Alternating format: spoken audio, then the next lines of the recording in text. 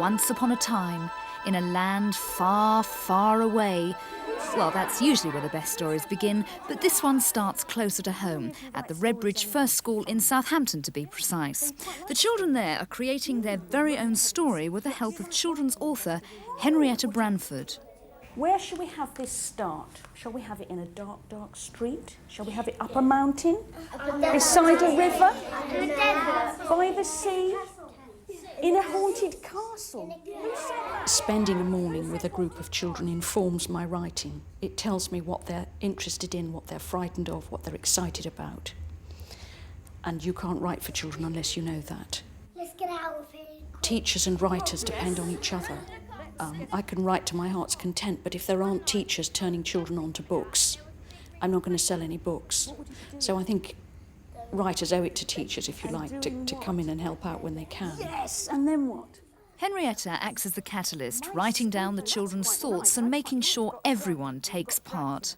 Anybody else got anybody special they want? Yes. They could have been, he could have got put by a trap, and then the dragon would have came and started going rah rah. And breathing fire on him. Yeah. That's horrible. Yes. Witch, I love witches. Every good story has a witch in. Yeah. In a first school with children of this age, reading and writing is at the heart of learning.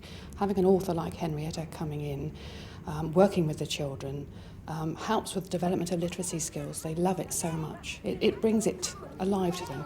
When it got halfway through, it's still going. When it got to the bottom, he could have just got through, and he still had the rope on his leg, and he ran away out of the castle. We saw them making a scary story about Dracula. And I think there's a good reason for why children go for frightening stories. Scary is what they want and is what they do. I think the reason for this is that childhood is a very frightening time. I think it is a wonderful time, but it's stressful. And the way they deal with the stress, I think, is through frightening stories, through playing with their fear and overcoming it.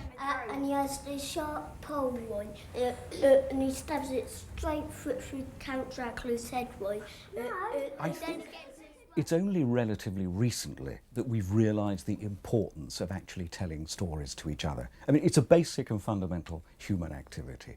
If you tell somebody a joke, what you're doing is telling them a short story. We're all potential storytellers. And if we can develop that interest in storytelling, then what we actually get is somebody who potentially might actually be a writer.